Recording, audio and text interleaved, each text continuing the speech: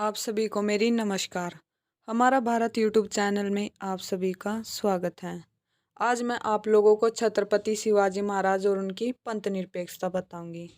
देखिए, जैसे भारत में प्राचीन काल से ही पंथ निरपेक्ष शासन व्यवस्था की कल्पना हमारे ऋषि मुनियों ने की है।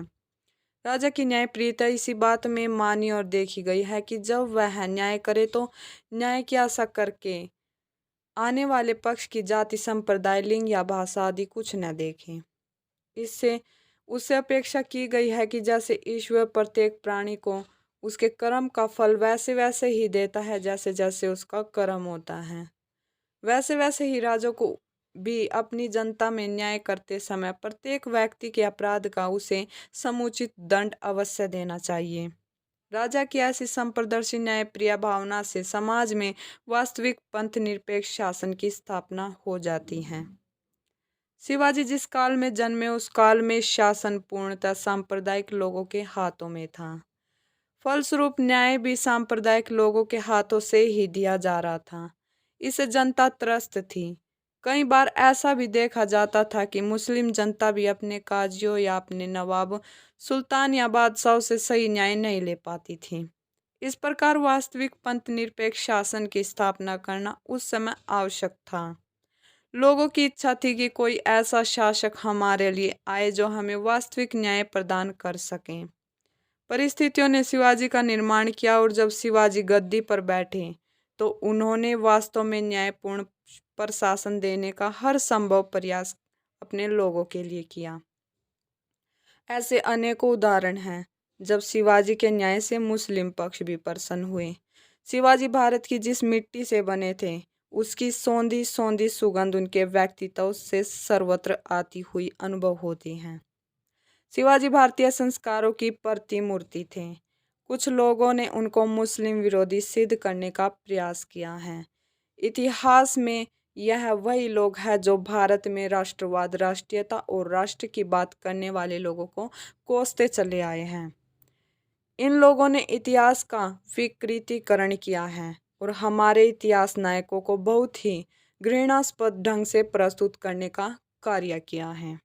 भारत के राष्ट्रवाद में वसुधैव कुटुंबकम और सर्वे भवन्तु सुखिनः की जो पवित्र धारा प्रवाहित होती है उससे भारतीय संस्कृति का और भारतीय सांस्कृतिक राष्ट्रवाद का मूल संस्कार निर्मित होता है।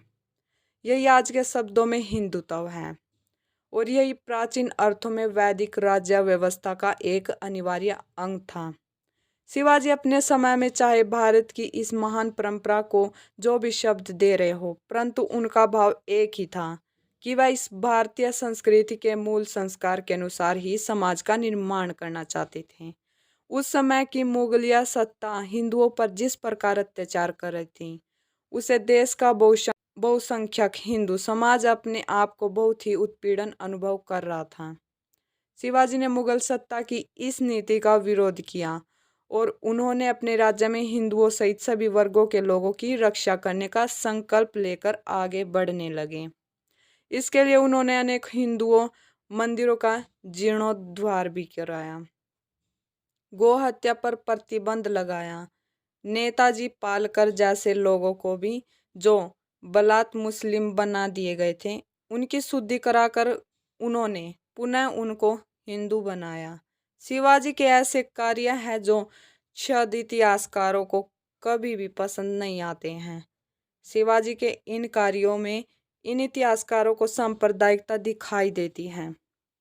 उन्हें भारत का राष्ट्रवाद इस बात में दिखाई देता है कि यहाँ का बहुसंख्यक हिंदू समाज किसी को भी अत्याचारों को मौन रहकर सहन कर लेता है, उसका प्रतिहार ना करे, प्रतिशोध ना करे, प्रतिरोध ना करे और उन पर किसी प्रकार से भी क्रोध ना करे। यदि हिंदू समाज कहीं प्रतिगामी साहस दिखाते हुए खड़ा हो जाता है तो इन इतिहासकारों के माथों पर बल पड़ जाते हैं और यह तुरंत उसे सांप्रदायिक कहकर अपमानित करने का प्रयास करते हैं।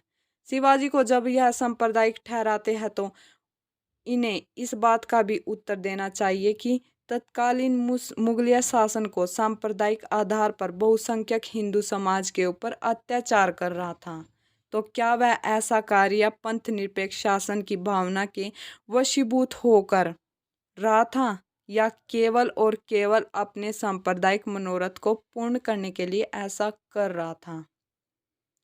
शिवाजी महाराज जाति, संप्रदाय, लिंग या भाषा को परे रखकर जनता को न्याय के तराजू में समान तौलता था। यह तो हम जान ही चुके हैं।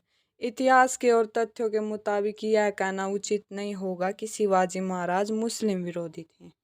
धन्यवाद।